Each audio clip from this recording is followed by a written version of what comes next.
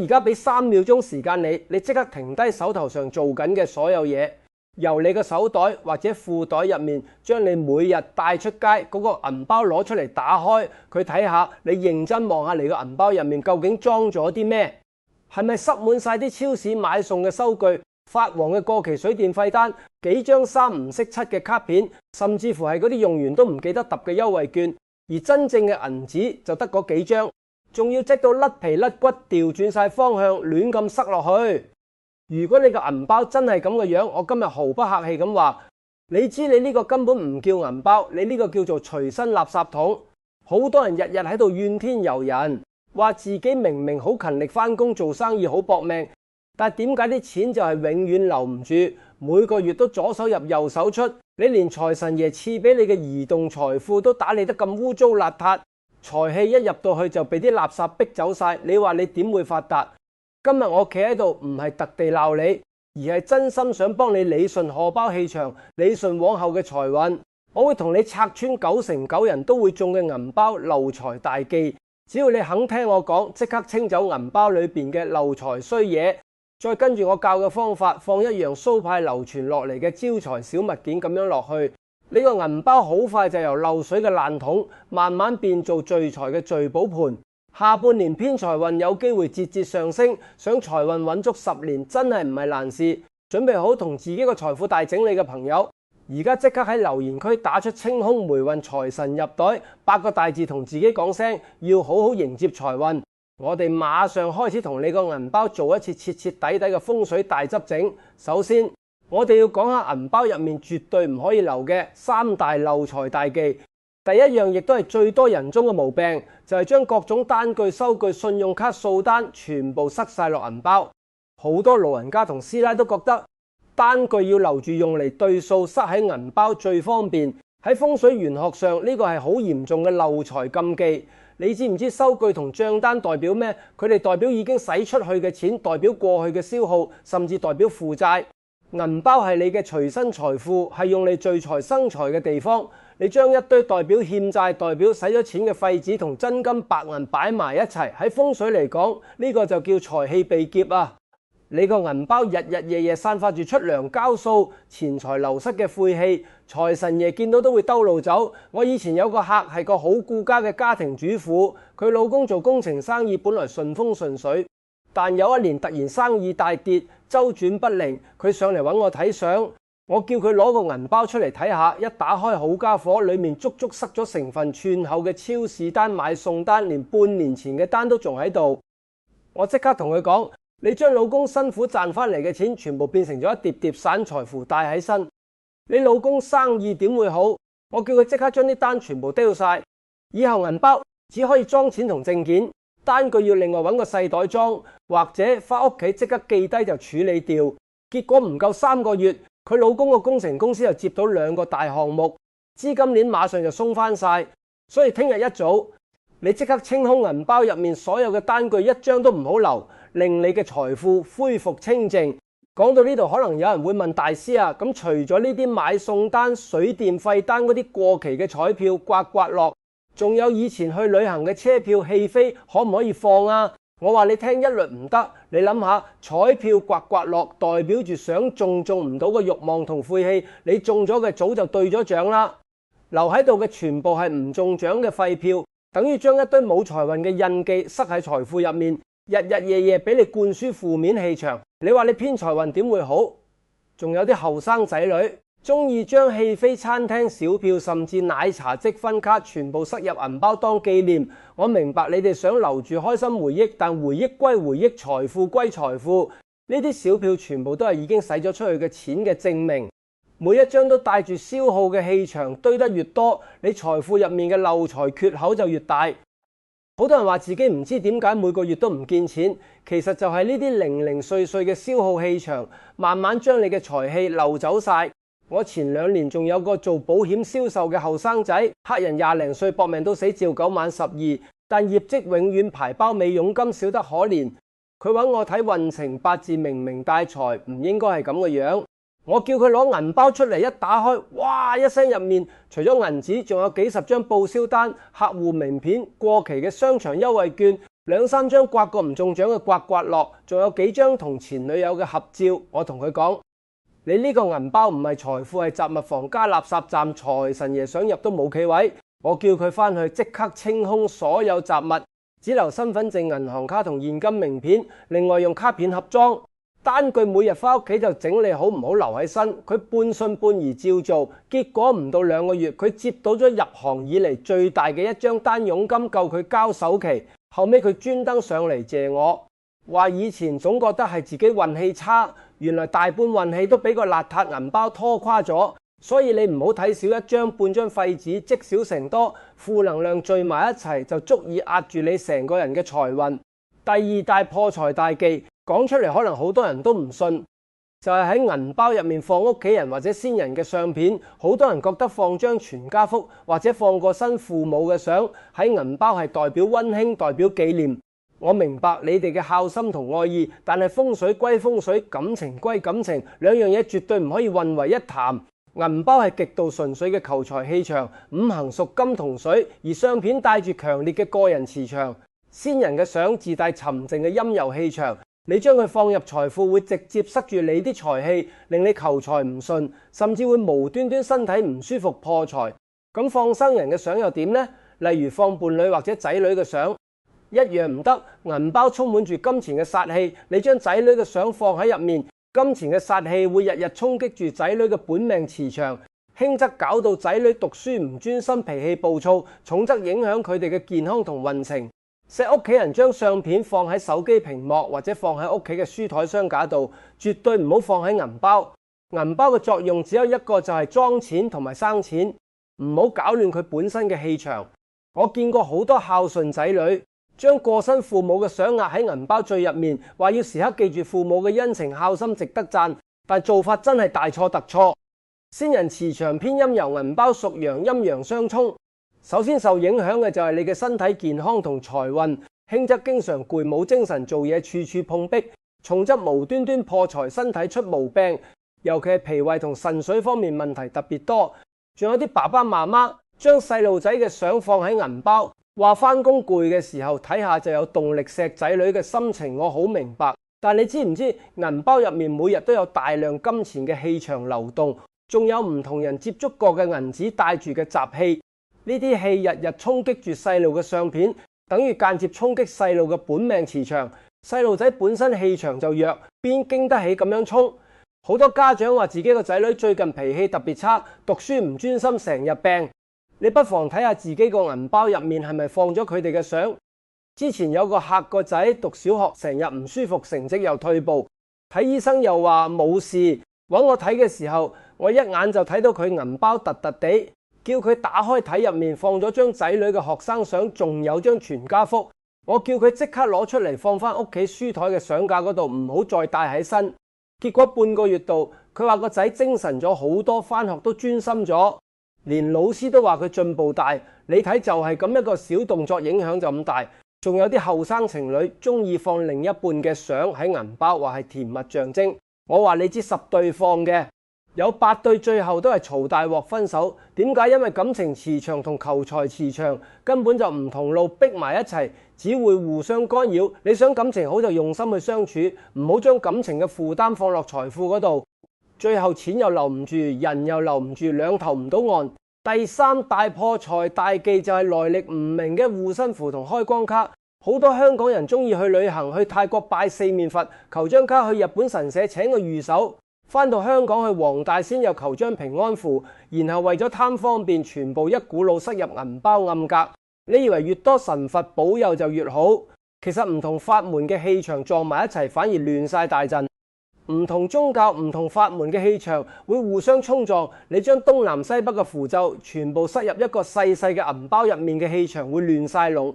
財神爺最講求氣場乾淨清爽，見到你個銀包立立亂，根本入都入唔到去。如果你真係想放護身符，最多只能夠放一張，揀一張最正統同你八字最夾嘅招財符或者平安符，而且要平平整整放喺夾層，千萬唔好同啲散銀污糟嘢溝埋一齊。好多人去旅行，見到寺廟神社就入去求符，求完就塞銀包，覺得越多越平安。其實呢個係最大嘅誤區，唔同法門、唔同宗教嘅符咒，氣場頻率根本唔同，就好似你同時開10幾部收音機，每個台都講嘢，最後你乜都聽唔到，仲會嘈到你心煩意亂。仲有啲人街邊廟會派嘅平安符、大廈派嘅太歲卡，甚至雜誌送嘅佛偈卡，全部都塞落銀包暗格，話有備無患。我話你聽，來歷不明嘅符咒，你根本唔知佢係邊個畫，有冇開光，帶唔帶負面氣場，亂咁放喺身上，分分鐘唔招財，仲招禍。之前有個師奶去泰國旅行，求咗個4面佛牌，又去日本買咗個御守，翻嚟黃大仙又求咗張平安符，全部塞銀包。之後半年屋企冇一樣順，老公失業，個仔跌傷腳，自己又成日失眠。揾我睇嘅時候，我叫佢將啲符全部攞出嚟，揀一張自己最信最正統嘅放喺屋企神台，其餘嘅用紅紙包好送去寺廟化咗佢。做完冇幾耐，屋企就慢慢順翻晒，老公都揾到新工，所以記住護身符唔在多在精。你真係想帶就揀一張正統道觀或者寺廟求嘅，同你八字最夾嘅，平平整整放喺銀包最入面嘅夾層，唔好同散銀單據埋一齊。而且每年年底都可以更換或者重新開光，唔好一張符帶10年，符氣會慢慢散咗，反而冇效用。除咗呢3樣公認嘅漏財大忌，仲有3個好多人日日做完全唔覺意嘅小細節，殺傷力一樣唔細。今日我一併講晒俾你聽，等你一次過清走所有衰氣。第一樣就係放爛錢、殘鈔缺角嘅銀紙。好多人收到爛錢缺角錢，覺得反正都使得出，就隨便塞喺銀包度。我話你聽，銀紙就係財神嘅化身，爛咗缺角咗就等於財神受傷。咁你將受傷嘅財神放喺財庫入面，財運又點會完好無缺？尤其係啲穿咗洞、沾咗污漬、洗唔掉嘅銀紙，更加唔可以留收到爛錢。第一時間去銀行換新嘅，唔好慳嗰少少時間。呢個係對金錢最基本嘅尊重。第二樣就係塞滿無用嘅銀行卡、廢卡、過期會員積分卡。好多人銀包入面10幾張卡，其中一半都係唔用嘅廢卡、過期嘅健身卡、超市積分卡。呢啲卡本身冇錢，代表空殼同滯氣，塞滿個銀包就等於你嘅財富入面大部分都係空嘅，實在留唔住。你而家即刻數下你銀包入面有幾多卡，超過5張嘅，除咗身份證常用嘅1、2張銀行卡、交通卡，其餘全部攞出嚟放屋企。財富要留俾真正嘅錢，唔好俾空卡佔晒位。第3樣就係放食物殘渣、紙巾、藥仔呢啲雜物。我見過有人銀包入面放香口膠、薄荷糖，甚至放半張紙巾、幾粒感冒藥。銀包係隨身財富，要保持乾淨。你將食嘅用嘅雜物塞晒入去，等於污糟咗財富嘅氣場。財神爺最憎污糟邋遢，見到都唔肯入嚟。紙巾就用紙巾袋裝藥，就放藥盒，千祈唔好塞落銀包。清走晒呢啲漏財衰嘢同隱藏細節，你個銀包終於可以唞翻口氣。不過想打造一個好嘅隨身財富，淨係入面乾淨仲未夠，銀包本身嘅款同顏色先至決定咗你財富有幾大，守財能力有幾強。好多人為咗貪方便，中意用細細個嘅摺疊銀包或者銀紙夾，覺得擺入褲袋方便。你試下諗下，銀紙代表咩？銀紙就係財神爺嘅化身。你用摺疊銀包，就等於日日將財神爺對摺，彎腰屈膝咁困喺一個狹窄嘅空間入面。財神爺住得咁委屈，點會願意保佑你發大財？你睇下身邊真正有米嘅大老闆富豪，幾乎都係用長銀包。點解？因為長銀包可以令每一張銀紙都平平整整、舒舒服服攤直放喺入面。喺風水上，呢個代表財氣順暢、財源廣進、有氣派。你對金錢展現出足夠嘅尊重，金錢自然會對你投懷送抱。所以想下半年財運有起色，第一件事就係換個高質素嘅長銀包，當係俾自己財運嘅一個小投資。講到長銀包，可能有人會話：大師啊，長銀包咁大，擺唔入褲袋好唔方便㗎。我話你聽，你係要方便定係要財運好？真正想聚財嘅人，從來唔會嫌財富大。你睇下李嘉誠、李兆基呢啲大富豪，邊個唔係用長銀包？佢哋咁有錢都唔嫌麻煩，你仲嫌3嫌4？當然長銀包都唔係亂買就得。有幾個細節一定要注意。首先，尺寸一定要啱，要可以完整放得落一張1000元大鈔，唔需要摺疊。呢個係最基本嘅要求。如果銀包太短，銀紙仲要折先放得入，咁同用短銀包有咩分別？等於財神爺仲要彎住腰住一樣唔舒服。其次，材質首選真皮，最好係頭層牛皮。皮嘅五行屬土，土能生金，真皮自帶天然氣場，聚財效果比人造皮好好多。人造皮交嘅銀包氣場虛浮，守唔住大財，就算短期賺到錢，好快都會流走。如果預算有限，買平啲嘅真皮都好過買貴嘅人造皮。再者，銀包嘅封口首選拉鏈款，其次係磁扣，最忌冇扣開口嘅。拉鏈拉實就等於財門緊閉，錢財漏唔出嚟，磁扣都仲可以，起碼有個閉合嘅力。如果係開口嘅銀包，等於財門大開，錢財入去又出嚟，永遠存唔到錢。仲有啲銀包做鏤空設計、透明窗設計，呢啲都唔好要。鏤空等於財富穿洞，透明等於財氣外露，都係漏財嘅格局。仲有銀包嘅形狀一定要方正，唔好買奇形怪狀嘅，比如動物造型、心形、圓形嘅方形屬土，穩陣最適合做財富。奇形怪狀嘅銀包，磁場混亂，財運都跟住亂七八糟。你唔好為咗貪得意買個靚唔實用嘅，最後拖垮自己，財運得不償失。講到換銀包，顏色揀得啱唔啱，對財運影響好大。顏色五行直接影響你個銀包係吸財定係破財。首先講兩個普遍嘅大忌顏色。第一大忌係大紅色，紅色五行屬火，火燒財門。你用紅色銀包代表你啲錢會好似火燒咁，有幾多使幾多，永遠存唔到落嚟，容易衝動消費同破大財。除非你專門請師傅批過八字，命裏極度缺火，否則一般人都唔建議用大紅色銀包。第二大忌係淺藍色或者水藍色。藍色屬水，水向低流，用淺藍色銀包代表你嘅財富會好似流水咁，無聲無息流走，留唔住。除咗紅色同淺藍色呢兩個大忌，仲有幾隻顏色都唔建議普通人用。我同你哋講清楚，免得買錯。第一隻係純白色，白色五行屬金，本身係財色，但氣場太散，守財能力偏弱。用白色銀包嘅人通常賺得多，使得多，左手入右手出。好難存到積蓄，除非你係做藝術創意行業，需要散財換名氣，否則唔好揀。第二隻係鮮綠色，綠色五行屬木，木克土，會克住財富嘅土氣，導致財運不穩，錢來錢去留唔住。尤其做生意嘅朋友，盡量唔好揀鮮綠色，容易出現資金周轉收數唔順嘅情況。第三隻係深紫色，紫色屬火，本身帶貴氣，利偏滿財，名氣財，適合做娛樂網紅、投資投機嘅朋友。但普通人用容易財來財去，大起大落，心臟唔好嘅就唔好試啦。咁邊啲顏色先係公認嘅聚財色？首選就係純黑色，黑色五行屬水，係深邃嘅淨水，代表深厚嘅財富同穩陣嘅守財能力。黑色銀包可以幫你穩穩陣陣守住個財富，最適合做生意或者想積聚大筆財富嘅朋友。第二個極佳嘅顏色係深啡色或者咖啡色。啡色五行屬土，土能生金，而且厚德載物。啡色銀包有一種孕育財富穩健增長嘅磁場，非常適合有長線投資習慣或者想事業穩步上揚嘅朋友。如果你想偏財運旺啲，可以選擇帶有少少暗金色或者金屬扣點綴嘅黑色長銀包，金水相生，橫財就手。具體點揀？我教你最簡單嘅方法。如果你係打工一族，想穩穩定定儲錢，首選深啡色土生金，穩步上揚。如果你係做生意做老闆，需要守大財接大項目，首選純黑色深水聚財，穩如泰山。如果你想偏財運旺，經常投資買股票摸麻將，可以揀黑色帶金色金屬扣嘅金水相生，橫財就手。如果你係做文化教育設計行業，可以揀深啡色配銀色扣，土金相生，名利雙收。記住顏色一定要純色，唔好花里胡哨好多圖案，圖案越多雜氣越多，聚財效果越差。仲有一個好多人唔知嘅講究，就係銀包嘅使用期限。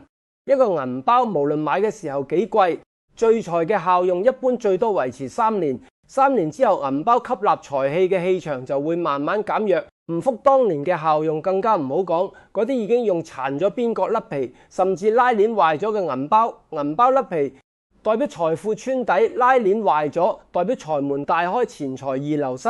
如果你個銀包已經用到又殘又舊，聽日即刻去買個新嘅舊銀包，千萬唔好隨便丟落垃圾桶，你要將佢清空，用一張紅紙或者紅布包住，心入面默默講句多謝你呢幾年嘅陪伴，然後先至丟，咁樣先唔會將你自己嘅財氣一齊丟走。好多人一個銀包用5、6年，用到甩皮甩骨都唔捨得換。話有感情銀包同日常用品一樣有使用期限。風水角度嚟講，一般3年就差唔多要換耐咗，佢聚財嘅氣場就會散變成普通嘅皮袋，唔單止幫唔到聚財，仲可能積累咗唔少雜氣。咩情況之下建議即刻換？我同你數下。第一，邊角甩皮磨損嚴重，尤其係銀包底部磨損，代表財富穿底，錢有入有出，留唔住。第二，拉鏈壞咗扣唔實，代表財門關唔實，漏財漏得厲害。第三，銀包變形發臭，有頑固污漬，洗都洗唔掉，代表氣場已經衰敗，衰氣纏身。第四，呢個銀包跟住你經歷過重大破財、失業、被騙等唔順心嘅事，建議換掉，因為佢帶住強烈嘅負面記憶，容易一直拖累你嘅運氣。換落嚟嘅舊銀包，千祈唔好隨便丟落垃圾桶，更加唔好隨便送俾人。送舊銀包等於送自己嘅財富，將自己嘅財運送俾人，好唔划算噶。正確嘅處理方法係將入面所有嘢清空，用一張乾淨嘅紅紙或者紅布包好，放喺屋企儲物櫃嘅最底層，當係舊財富留底，寓意舊財不去，新財不來。如果真係想丟，就要先喺心入面默念多謝陪伴財氣留身，然後先用紅紙包好，先至可以丟，咁先唔會將自己嘅財氣一齊丟走。好啦，清晒雜物，換咗合適嘅長銀包，你個隨身財富就打好咗穩陣嘅根基。但點樣先可以令佢聚財力更強？慢慢將周邊嘅財運都吸引過你。今日我就毫無保留教你整一個蘇派流傳落嚟嘅招財小陣法，叫做天地人聚財嗰陣，將呢個小陣法放喺銀包入面。下半年偏財運有機會越嚟越好，大家一定要豎起耳仔，記低每一個步驟。第一步，你要去銀行換一張全新一張都未曾折過、未曾流通過嘅大面額銀紙。喺香港最好就係換一張全新嘅1000蚊金牛，或者最少都要一張全新嘅500蚊大牛。呢張全新嘅大面額銀紙喺風水陣入面叫做壓富財母，佢就好似財富嘅根，會慢慢幫你滋生更多財運。你記住呢張財母放咗入去之後，無論咩情況都盡量唔好洗咗佢。佢係你財富嘅定海神針，一洗咗個陣就破。講到壓富財母有幾個細節你要記清楚，點解一定要全新未流通嘅銀紙？因為流通嘅銀紙經過無數人嘅手，帶住無數人嘅雜氣晦氣，磁場好亂，做唔到財母。只有全新嘅銀紙，磁場純正，陽氣充足，先可以做財富嘅定海神針。去銀行換新鈔，最好揀上午9點到11點呢個時間段去。呢個時候係一日之中陽氣最盛、財氣最旺嘅時辰。換翻嚟嘅新鈔氣場最好，盡量唔好下午傍晚先去。日落之後氣場轉弱，效果會差啲。銀紙面額越大，聚財力越強。首選1000蚊金牛、500蚊大牛都可以，千祈唔好貪方便。用100蚊財母體量太細，生唔出大財。有條件嘅朋友可以揀尾號帶白帶綠，或者尾號係你生日數字嘅，同你嘅磁場更契合，效果會更好，但唔強求。最緊要係全身平整。呢張財母放好之後，盡量唔好喐。佢就算急用錢都盡量唔好使呢張。佢係你財富嘅根，根一喐財氣就散。每年年尾除夕嗰日，你可以將佢攞出嚟拜一拜屋企嘅財神或者地主，然後換一張新嘅財母入去，舊嘅嗰張就存去銀行，等佢去錢生錢，咁就年年有新財入，財運一年比一年旺。第二步，你要製作一個3財聚金符，你去揾3個全身閃令令嘅1毫紙或者5毫紙硬幣，顏色最好係銀色或者銅色，然後你去文具鋪買一張正方形嘅細小紅紙，將呢3個硬幣疊埋一齊，用嗰張紅紙將佢哋包到實一實，包成一個細細嘅紅紙包。呢個步驟入面大有文章。3個硬幣代表天地人3財，象徵住天時地利人和。而金屬硬幣本身5行屬金，紅紙5行屬火，紅紙包住硬幣，風水上叫火煉真金，寓意財富。經過打磨會越嚟越穩，越嚟越實。3個硬幣一定要用流通緊嘅硬幣，1毫5毫都得，銀色銅色都可以。最緊要係嶄新，冇劃痕，冇氧化發黑。氧化嘅硬幣金氣受損，效果差好多。千祈唔好用紀念幣、遊戲幣、外國硬幣，氣場唔合冇用。紅紙要用正紅色嘅數，紅紙唔好有圖案冇字紋，據鋪賣嘅利是，封紙、宣紙都得。粉紅色、橙紅色都唔算，一定要正紅包嘅時候將3個硬幣疊整齊，從下往上捲住包，寓意財氣步步高升，包到實一實。用少少透明膠貼好，唔好散開。散開咗就等於三財散咗，財氣漏晒。第三步亦都係最關鍵嘅暗中布陣，你將呢個紅紙包住嘅三財聚金符，連同頭先嗰張全新嘅壓庫財母銀紙一齊放入你長銀包最隱蔽嘅內格，最好係有拉鏈拉住平時好少打開嘅暗格。點解要放得咁隱蔽？因為風水學有云，財不露白，露之必散。真正嘅大財富係需要藏風聚氣嘅。你將呢個小陣法收喺最深處，就好似喺銀包底裝咗個聚財嘅小引擎。無論你返工應酬傾生意，呢個小陣法都會默默幫你聚攏周邊嘅財運同貴人運布陣嘅位置都有講究。將三財聚金符放喺最底，然後壓庫財母放喺上面，人頭朝向自己，一齊放入銀包最入面有拉鏈嘅暗格度。呢個暗格平時唔好打開，越隱蔽越好。仲有好重要嘅一點。呢個陣佈好之後，唔好周圍同人講，唔好攞出嚟俾人睇。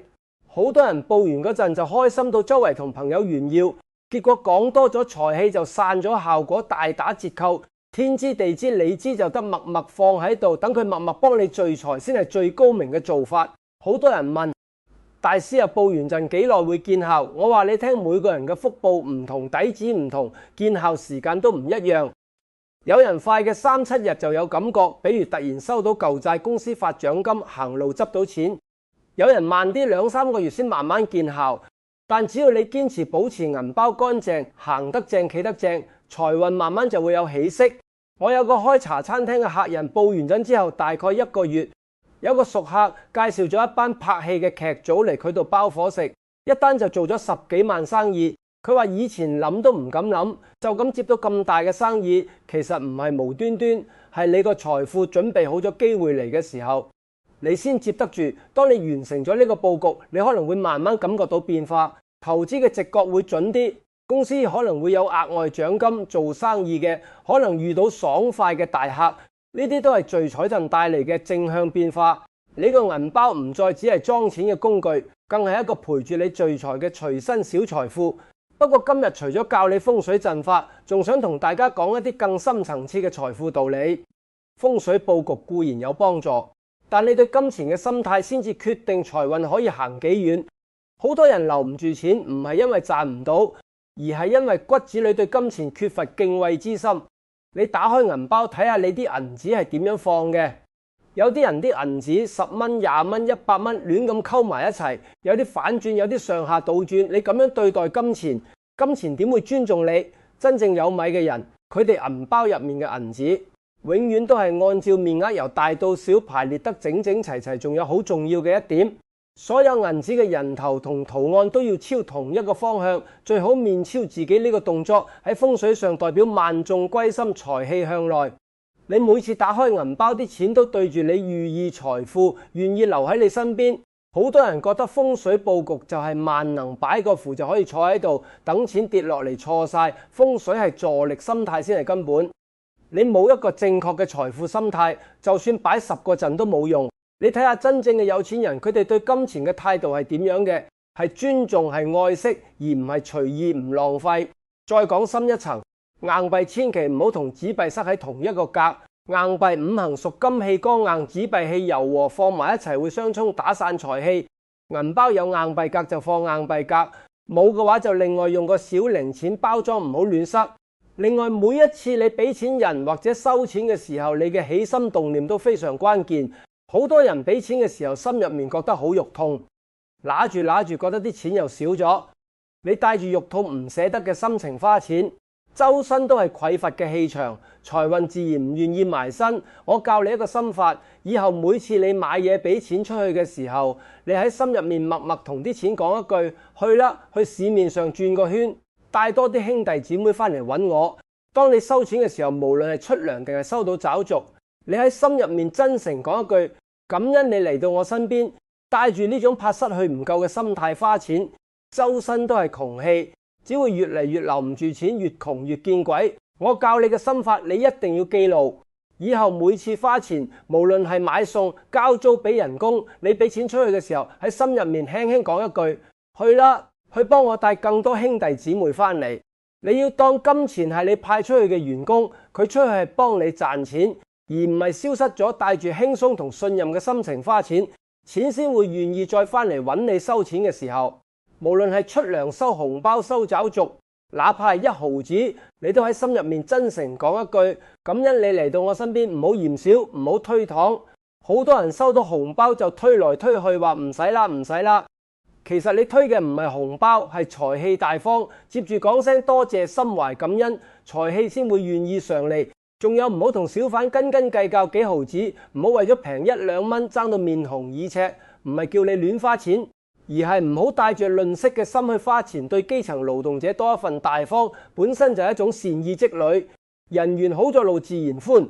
同樣還錢俾人嘅時候，主動湊整多俾少少當利息，唔好零頭都算盡財去有回。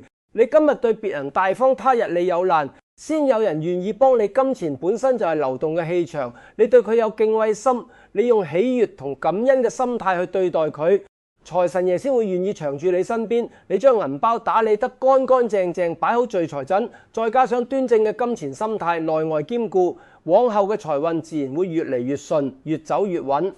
你唔單止可以擺脫月月清嘅日子，仲可以慢慢積累積蓄，晚年生活都可以安安樂樂享清福。各位朋友，今日我苦口婆心同大家講咗咁多銀包嘅風水秘訣同禁忌，其實都係希望大家可以少走冤枉路，唔好再被一啲無謂嘅壞習慣拖垮全家人嘅運氣。一個亂晒龍、裝滿漏財衰嘢嘅銀包影響嘅唔止你一個人嘅財運，仲會不知不覺影響成個家嘅生活質素、仔女嘅教育資源，甚至伴侶之間嘅感情。貧賤夫妻百事哀，無錢嘅痛，我信大家都深深體會過。但係今日仲有一個忠告風水智慧，唔應該藏住掖住，應該分享俾更多有需要嘅人。你今日睇到呢條片，學到呢啲方法係你嘅福氣。但如果你淨係自己偷偷用，唔話俾屋企人知，得益嘅就只有你一個。但如果你分享出去，幫屋企人朋友都理順財運，大家一齊好，你嘅人緣同氣場都會越嚟越順。你諗下，你幫老公清好銀包，佢生意順咗，賺多咗，受惠嘅咪成個家。你幫仔女報好聚財嗰陣，佢哋以後做嘢順風順水，你晚年就可以安安樂樂享清福。你幫財運差嘅朋友走出困境，佢會記你一世人情，他日你有需要，佢一定幫返你。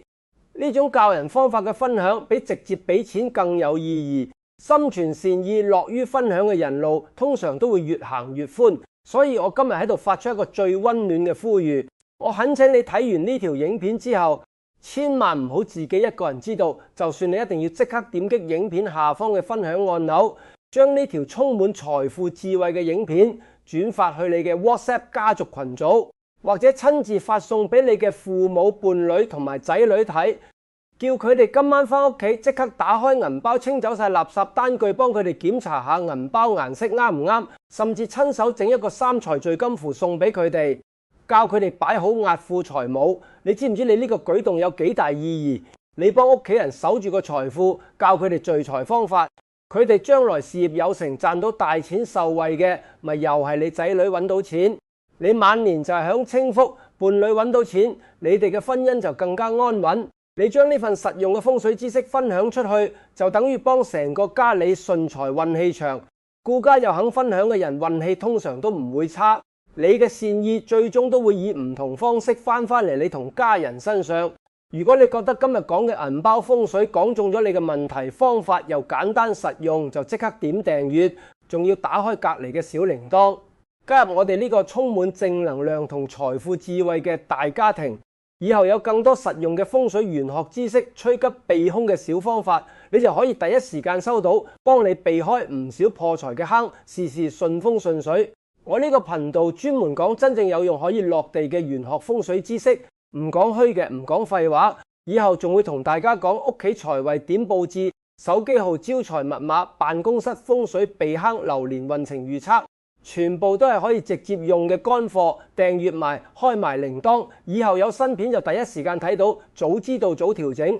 最後想請所有睇片嘅朋友帶住感恩同向往嘅心情，喺評論區打出清空霉運、財神入袋、財運亨通12個字。每一條留言都係你對自己財運嘅一份正向期許，亦都係啟動銀包聚財氣場嘅小儀式。我會喺後台睇大家嘅每一條留言，為每位認真留言嘅朋友送上祝福，願大家都有好財運。記住睇完片之後，盡量24小時內動手整理銀包，唔好拖。越快手行動，衰氣走得越快，財運嚟得越早，唔好等明日。就而家暫停條片，即刻去攞你個銀包出嚟清垃圾，清完再返嚟繼續睇。行動先係調整運勢嘅第一步。祝願大家由聽日開始，銀包日日漲卜卜，正財偏財都順順利利，賺到盆滿缽滿，一家人齊齊整整，健康平安。多謝大家嘅耐心收睇同支持。下期再同大家分享更多實用嘅風水知識，祝大家財運亨通，下次見。